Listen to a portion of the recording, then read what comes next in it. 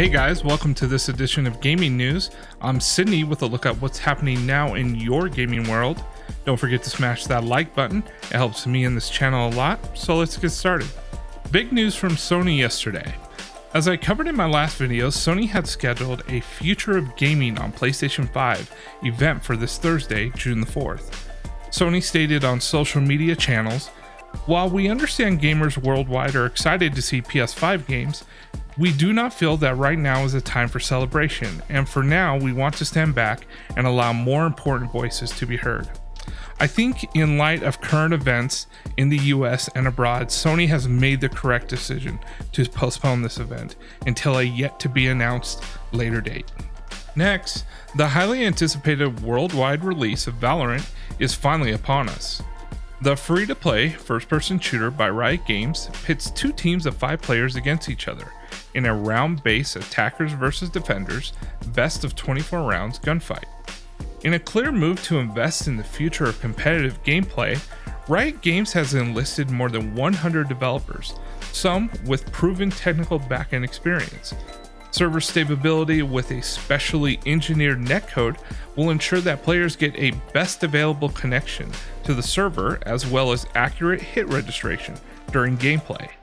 An aggressive kernel-level proprietary anti-cheat prevention and detection system, which is installed as a default part of the game itself, has attracted a bit of criticism. In other games, these systems have resulted in antivirus false positives and slower gameplay, as well as slower system performance overall as a result of its installation. However, for a competitive multiplayer game like Valorant, a successful implementation may be a key element in the fight against would-be cheaters. Valorant is available now to download on the official website at playvalorant.com. Andrew Webster of The Verge has written a great article detailing the efforts made at Naughty Dog Studios to make the PS4 exclusive The Last of Us Part 2 more accessible to a wider gaming audience. Naughty Dog told The Verge prior to starting work on the game that they received a letter from a player who managed to get near the end of Uncharted 2, but got stuck at a point where they had to rapidly press a button during a QuickTime event. They were able to play all the way to that point, and then they were blocked from finishing the game. Amelia Schatz, lead game designer from Naughty Dog, explains. As a result of this letter, the studio began to consider other approaches.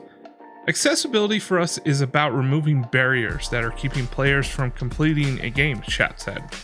She went on to say that it's not about dumbing down a game or making a game easy. What do our players need in order to play a game in parity with everyone else? There was a lot of subtlety that had to be worked out because of the tone of our game.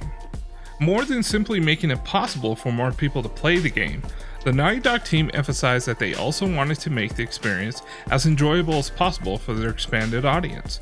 I highly recommend checking out the full article, and I'll have the link in the video description down below. Lastly, Brian Lauver of Looper.com has an article titled 2020 is Changing Gaming and No One Noticed. He covers a lot of good topic points, but I'd like to highlight a few in particular. Online games are becoming virtual hangouts. Brian writes about how games like Fortnite, Animal Crossing, and Red Dead Redemption 2 are pushing the boundaries of virtual social events and interaction for friends who can't meet in person due to the human malware outbreak. He mentions something I also saw on social media. Some Twitter users reportedly held business meetings in Red Dead Online. Another topic he covered was E3's cancellation could change game announcements forever. Nintendo, Sony, and other major developers and publishers have chosen to opt out of large events like E3 and change their strategy to an all-online digital approach to marketing.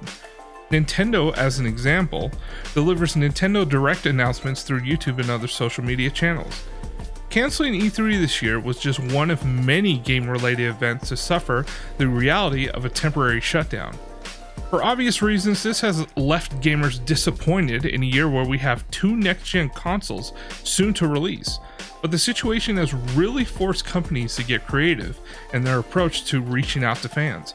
Read about this and more in Brian's article, link down below. Well, that wraps it up for today in gaming news. Thanks so much for joining me. Be sure to hit that subscribe button to see more content, and hit that like button if you enjoyed this video.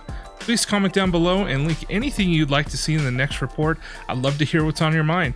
Stay safe out there. I'm Sydney, and I'll see you in the next video.